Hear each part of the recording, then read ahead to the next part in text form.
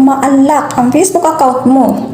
Kung nilock ni Mita yung personal account mo, okay, sabi niyan, ito ituturo ko sa inyo step by step kung paano nga ba ma-recover ang mga accounting ko dyan na na-lock. Kaya panoorin nyo hanggang dulo ang video ito guys. So una, bakit nga ba importante na gumamit tayo ng totoong pangalan or profile pic sa ating mga personal account sa Facebook? Unang dahilan, kasi usong-uso na ngayon ang mga Facebook account hacker, di ba?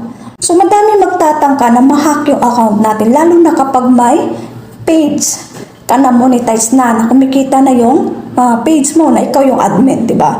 Kaya kapag ma-detect ni Facebook yan na may mga suspicious activity or merong nagtatry na mag-login sa account mo sa ibang lugar, sa ibang gadget, ay ginagawa ni Meta, nilalock ni Meta yung account mo for your account security. Ngayon, kung alias-alias lang ang nilagay mo na pangalan, ay hindi mo magagawang ma-verify yung account.